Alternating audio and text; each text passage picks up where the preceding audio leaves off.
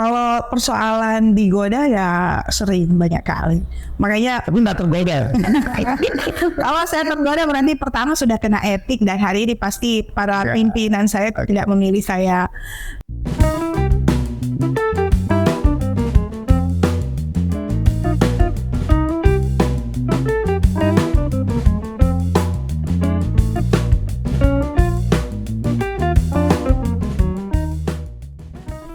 Guys, saya Douglas, podcast Bukan Main.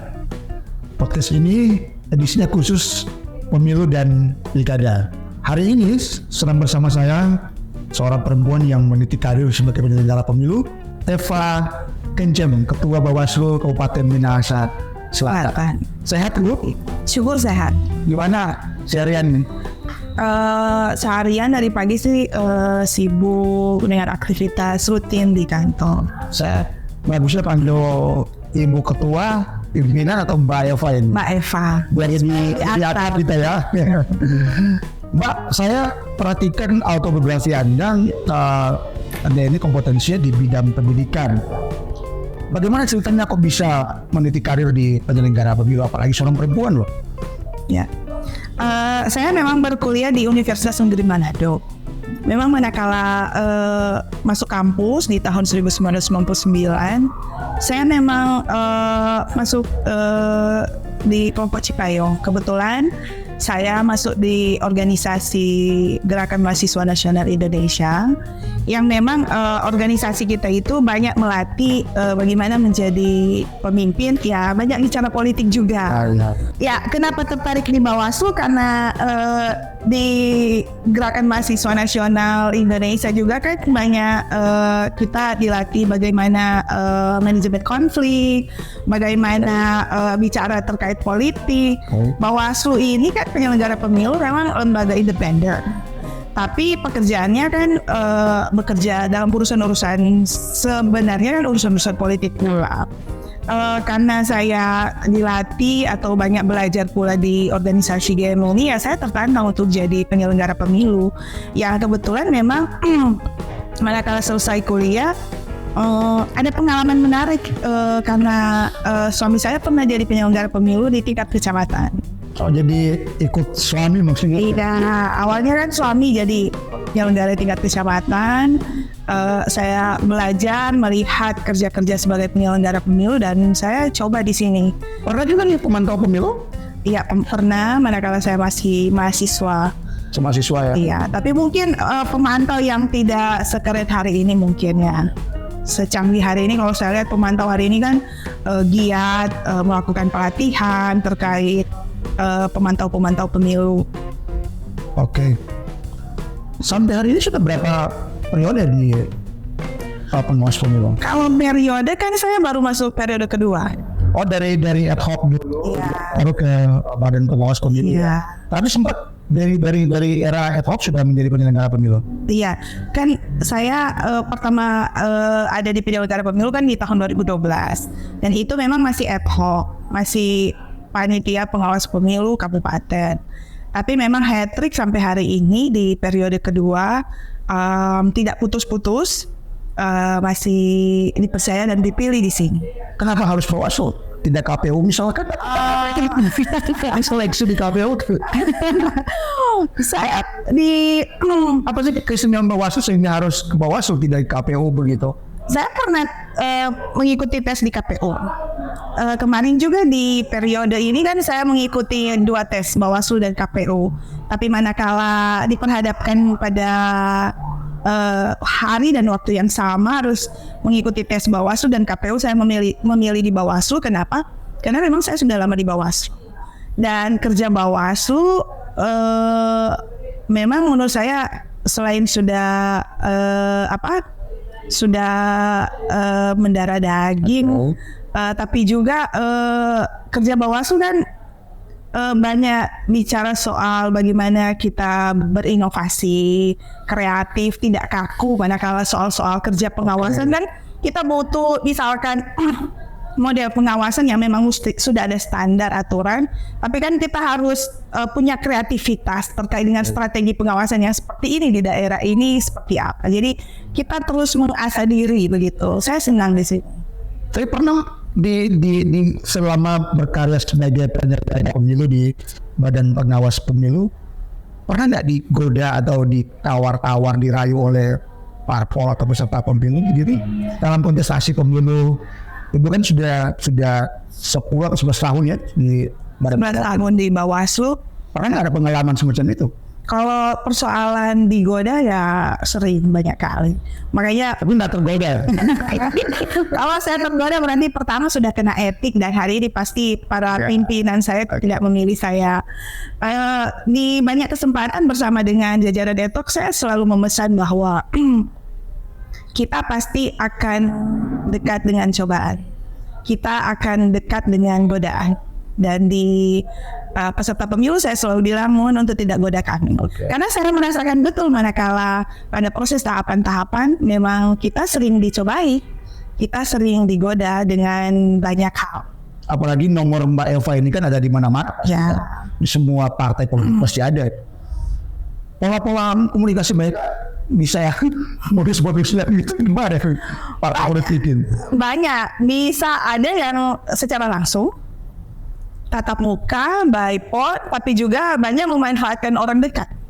Bisa orang dalam kantor, tapi juga keluarga. Selain dirayu, digoda, pernah mengalami pengalaman diintimidasi, diancam karena mengambil keputusan yang mungkin dianggap merugikan sepihak bagi parpol tertentu atau peserta pemilu? Pernah mengalami hal semacam itu? Ya, kalau menghitung sudah banyak kali. Kalau terkait intimidasi, ancaman, saya pernah direkapitulasi pemilihan tahun 2015 kemarin. Saya pernah diancam pakai samurai dan parang. Guys, diancam pakai samurai. Saya diamankan polisi justru waktu itu. Itu tahun pemilu 2015. 2015. Oh masih badan ad hoc itu. Badan ad hoc. Waktu itu saya manakala pulang justru tidak pakai mobil sendiri lagi, diantar langsung oleh polisi. Dan kira-kira 2 minggu atau 1 bulan saya dilarang polisi untuk pakai mobil sendiri karena sedang tidak aman. Karena trauma begitu tetap harus ada di Badan Pengawas Pemilu. Tidak trauma, saya suka sesuatu hal yang menantang. Life is struggle. Saya mau ke kerja-kerja pengawasan. Ya, silakan Bu. Saya mau ke kerja-kerja pengawasan, tapi setelah yang satu ini.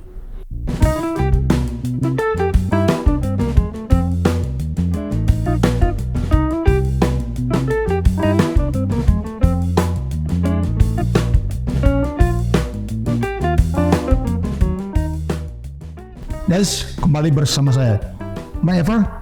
Bawaslu sementara ini menjalani kegiatan apa ya? Sementara dekat-dekat ini atau mungkin sudah sementara dijalani ini? Ya, sekarang kita tahapan perekrutan pengawas TPS. Hari ini penutupan pendaftaran dan langsung dengan verifikasi. Pengawas tempat pemungutan suara. Itu tugasnya apa aja?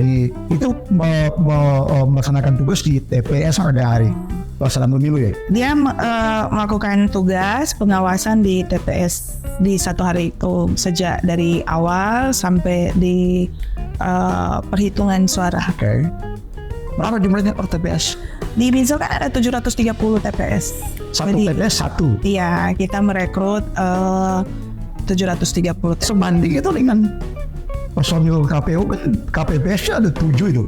Gimana melakukan pengawasan strateginya?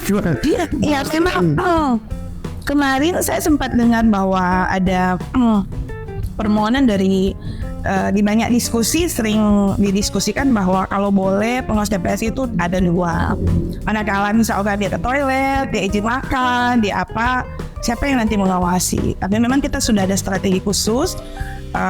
Pertama kalau dia bertugas di TPS ini dan misalkan dia memilih TPS lain, dia mengambil surat untuk atau diberikan kesempatan untuk memilih di awal.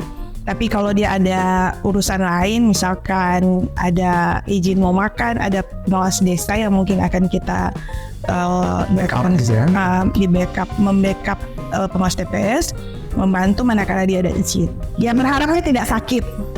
Itu sudah mau berakhir hari ini. Iya, penutupan pendaftarannya hari ini. Kuotanya sudah terpenuhi semua peserta yang kemarin sih kita ada perpanjangan karena memang ada beberapa kecamatan, beberapa desa di beberapa jumlah TPS yang memang ada yang tidak ada pendaftar sama sekali, tapi ada yang memang belum cukup kuota. Rata-rata sih yang dilakukan perpanjangan kecamatan-kecamatan di wilayah Minsela.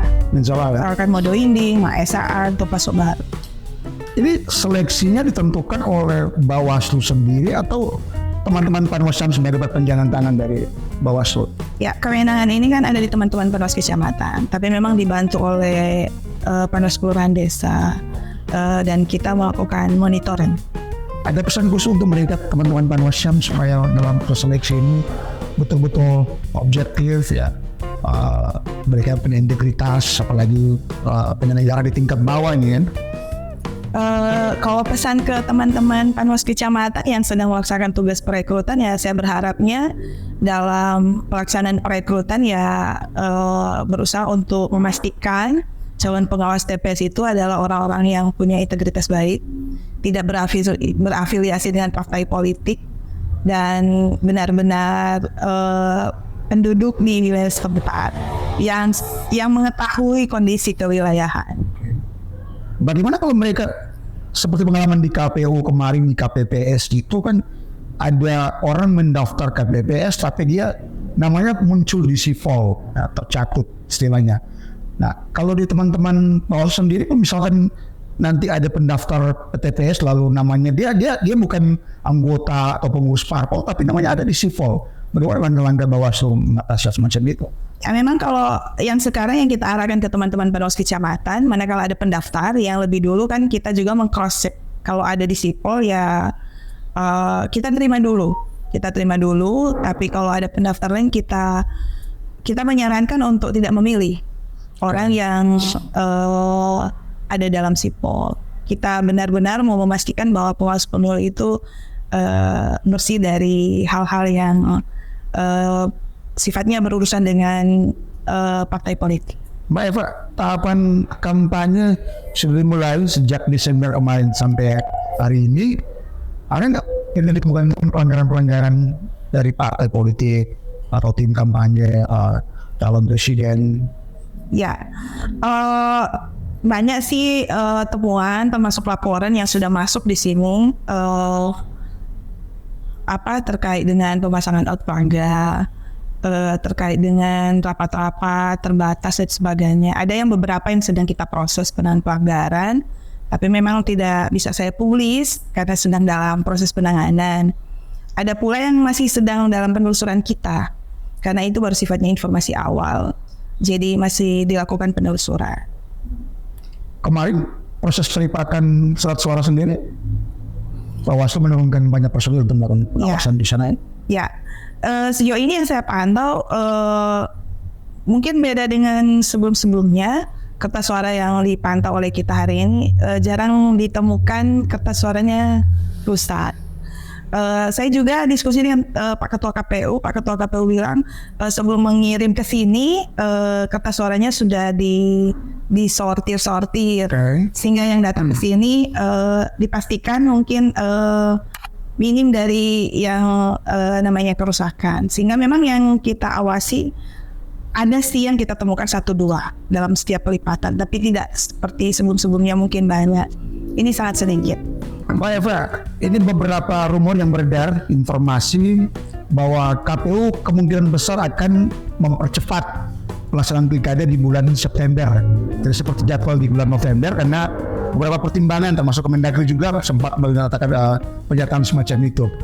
Nah, ada kemungkinan teman-teman Panwascam ini mereka ini akan diperpanjang atau ada proses seleksi ulang, apalagi kan tahapannya berbeda antara pemilu dan pilkada ini. Ya, kita memang belum ada arahan jelas, tapi dalam beberapa kesempatan di kegiatan-kegiatan rakor nasional sempat saya dengar katanya mau direkrut ulang, tapi ada kesempatan lain pula saya mendengar bahwa mungkin hanya dievaluasi. Tapi mungkin ini menunggu petunjuk yang jelas dari Bawaslu RI. Saya sebenarnya ada plus minus. Kalaupun hanya memperpanjang teman-teman, pertama saya menganggap itu positif karena mereka sudah terlatih, sehingga manakala memberikan arahan kerja ke depan kan agak mudah. Tetapi juga kalau manakala direkrut ulang, positifnya ya semacam ada penyegaran. Karena memang jujur ditemukan ada pengawas pemilu yang malas dari sisi kinerja, jadi butuh direkrut ulang. Terus soal kesanggupan teman-teman Bawaslu ini menghadapi tahapan pemilu yang beririsan ini kan dari beban kerja yang mungkin agak berat. Kita berkaca dari 2020 kan banyak juga nih teman-teman penyelenggara yang harus meninggal karena pekerjaan yang berat itu. Bagaimana menghadapi situasi semacam itu? Saya pikir dengan kondisi sekarang, launching pilkada pula belum, pemilu tinggal 40 hari, saya pikir memungkinkan dimaksimalkan. Teman-teman Panwas Kecamatan PKD sekarang saya pikir orang-orang yang kuat dan sanggup melaksanakan kegiatan. Guys, demikian podcast Bukan Main edisi pemilu kali ini bersama Ibu Ketua Bawaslu Eva Kencem. Nantikan edisi-edisi selanjutnya. Douglas pamit, bukan Maya.